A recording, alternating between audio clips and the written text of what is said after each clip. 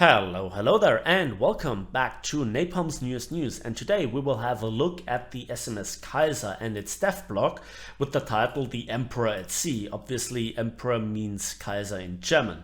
And this is in many aspects a typical German Dreadnought, if you're familiar with the German battleship so far. And it's just that little bit better than its predecessor. But for all of you that are not really familiar with naval forces so far, let me give you a little bit of a heads up. Now, again, you can find the link in the description down below where you can read all the nitty-gritty little details for yourself and also enjoy the screenshots because they are beautiful, and I'm not quite sure how good this is getting reflected in the video.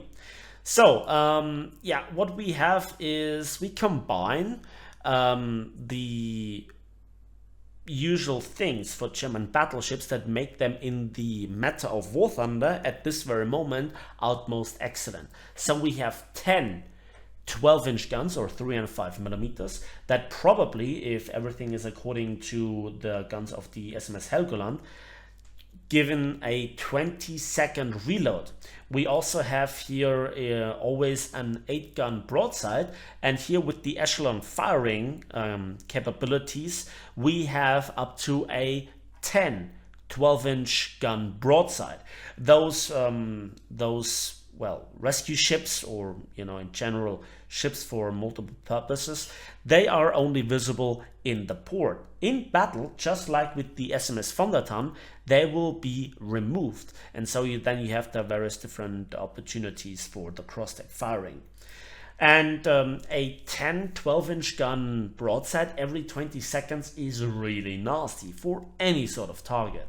So that is then backed up by also a lot of secondaries, 14, 15 centimeter or 5.9 inch guns with the usual high rate of fire, and so many of them around the ship. That's nasty for any light cruiser, destroyer, patrol boat, and the latter two also get eaten up by the 12 88mm guns that are also mounted around the ship. So tertiary and secondary guns, they also can harass low-flying aircraft. I did this so often with the Thunderton.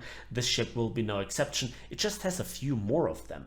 Now, there is one big difference to the SMS Thunderton, and that is the rather low speed. It's not really slow for a battleship, but for the majority of other ships at this battle rating or battle rating bracket, like destroyers and modern cruisers, that is to be expected rather slow. The next thing is it has no AA, but don't worry, it only gets attacked by the lesser of the jet bombers, Herder, and it has no AA. Rock, paper, scissors in War Thunder. Isn't it beautiful? Now there is one more thing that I want to point out, and that is that this ship will have initially a low repair cost, just like with the SMS Thunderton and also the Helgoland at point of introduction. With the next economy update, let me promise you something. The SMS Thunderton will go up significantly from its current, 8,000 civil line repair cost to 30, 40, maybe 50,000 civil line repair cost.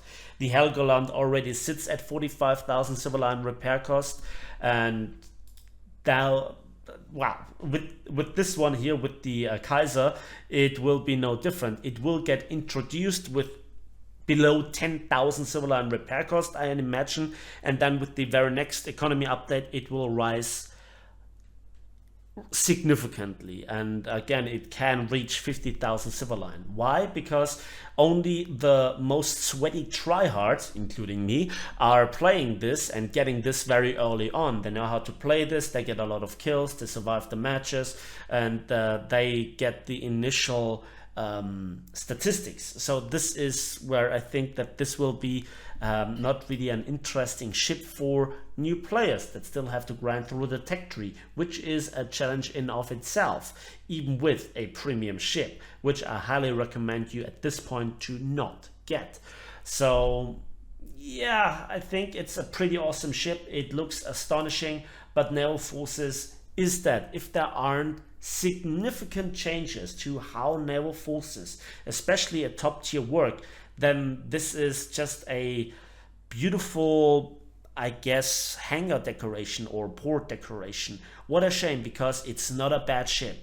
It will do very well in War Thunder under the given battle conditions, spawning less than 9 kilometers away from enemy cruisers, having the ability, thanks to its distributed armor scheme and also the combination with a turtle back, from 180 to some serious 350 millimeters of surface hardened steel. It's extremely tanky, if Gaijin will not really bug it like the Hugo. But in all honesty, it's lethal. It has everything. It has the tankiness, it has the firepower, and it has a target-rich environment. How will it not do well?